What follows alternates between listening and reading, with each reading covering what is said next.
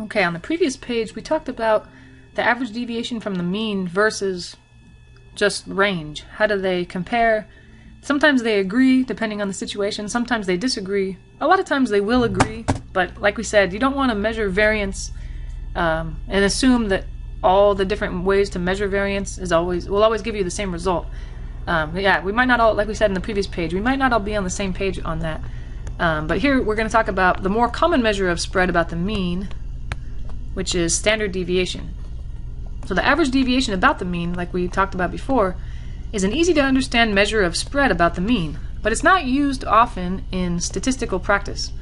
There's another measure of spread about the mean that statisticians use much more often. It's called the standard deviation. So I'm sure even if you've never taken a statistics class, I'm sure you've heard that before. I mean, even just people citing statistical studies on TV or on videos or just people talking around you. The standard deviation is a measurement of spread about the mean that is similar to the average deviation. We think of standard deviation as roughly the average distance of data from the mean. In other words, the standard deviation is approximately equal to the average deviation. Actually, standard deviation is usually a little smaller than the average deviation about the mean. But it's just going to give you a number that measures how far apart all the values are from the mean. So just a different measure of spread, and the more standard one that we use more often than any other. So let's see, we'll compare some distributions for standard deviation here. So here are three distributions. The distributions have the same scale and the same number of data points, so they're easy to compare. We'll rank the distributions in order from the smallest standard deviation to the largest. So let's kind of look at these just real quick. We don't necessarily know a lot about standard deviation at this point, but just kind of using our instincts. I see that in set A here, there are 4 dots in the middle, 3 on either side of it. Okay, interesting. And then in the next one, set B, there are 2 right in the middle. So I'm assuming, since they're kind of symmetric about the middle value of 5 here, they got a little tiny value of 5. That one's symmetric about that value, and so is this one. We can kind of compare these easily, as well as set C. It's symmetric about I'm sure the middle value, the mean, is 5. Because these are symmetric. There's the same number of values on the left and the right of 5. So which one has the highest standard deviation, which one has the lowest? So you're kind of assuming, I guess you're looking at which one of these has the most values at 5 and the least away from 5, I guess. Which one has the most number of these dots at 5, I guess? Because I think they all have the same number of values. But definitely C, set C has the majority of its dots right on 5 at the mean. There are only 2 that aren't at the mean. So I'm imagining the average deviation, the average amount of units away from the mean that these points are, is probably pretty low here because of that. This almost looks like a face here. Anyway, okay. I'm sorry. It's hard to stay on task as it is, and then I'm trying to make it fun and weird. Okay, anyway, sorry about that. Okay, so that one probably has the lowest standard deviation, I imagine, just because, yeah, there's a lot of values right at the mean and not a lot away from it, so the average amount of distance away from the mean probably isn't very high. I'd say set A is probably just somewhere in the middle. There are quite a few values right there at the mean, 4 versus 3 on either side of it, but I'd say set B probably has the highest standard deviation, just because the majority of the values are not at 5, they're on either side of 5. So I'm just by looking at it, if that makes sense, I think if that makes sense, then you kind of have a good idea of standard deviation.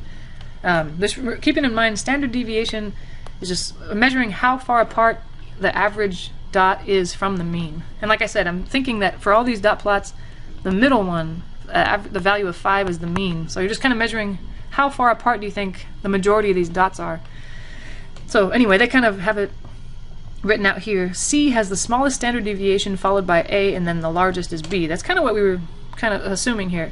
And the reasoning is we want to rank the distributions by standard deviation size, and we can reason as we did with average deviation from the mean. Why? Because standard deviation is approximately equal to average deviation from the mean. Like we kind of mentioned, it'll be a little bit more complex calculation, but its spirit is the same as average deviation from the mean. It's pretty much, are most of the values fairly far apart from the mean, or are they kind of condensed closely to the mean, I guess. That's really the idea, but there is a kind of a technical calculation we'll get to soon. First we'll identify the mean. Like we said, the three distributions have the same mean of 5 just because the mean looks like the balancing point. You know, it's symmetric about the mean of 5. The total distance of points below the mean equals the total distance of points above the mean. Kind of like we said, it's symmetric. They're the same number below as above. As with standard deviation from the mean, when the data is clumped close to the mean, the standard deviation is small. When the data is spread out relative to the mean, the standard deviation is larger. So that's kind of the idea. That's a good thing. Just maybe make a note of that. Just because some in a month or so when we're studying for the next midterm or whatever, just the standard deviation, just the idea of it, the basic idea might elude you because we've learned more stuff and you have other classes and other things going on. But that's the basic idea. Just which set has values that are condensed close to the mean, then the standard deviation is not that high. But if they're really spread out and not a lot of values close to the mean, then the standard deviation will be higher. So now let's see, we will compare standard deviation for different sample sizes.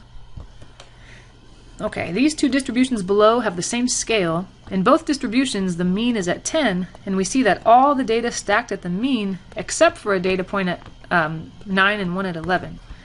Which sample has a smaller standard deviation, or are the standard deviations the same?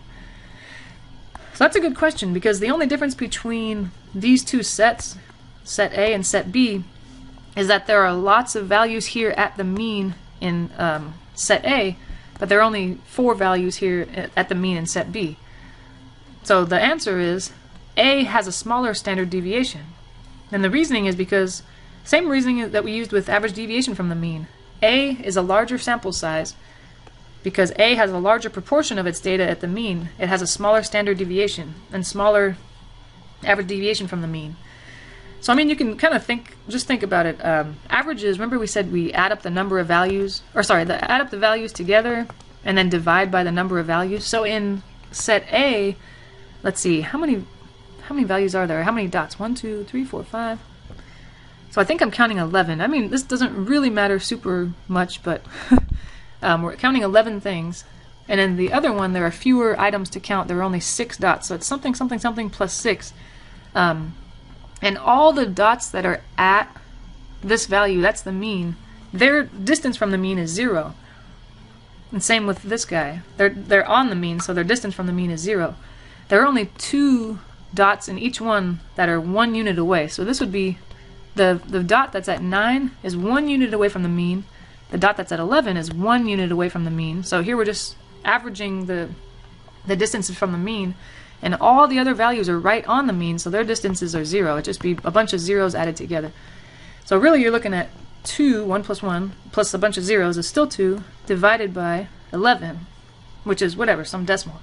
Whereas in the set B, there's a dot at 9, which is 1 unit away from the mean, which is 10, plus there's another dot here at 11, which is 1 unit away from the mean, and then there are 4 zeros.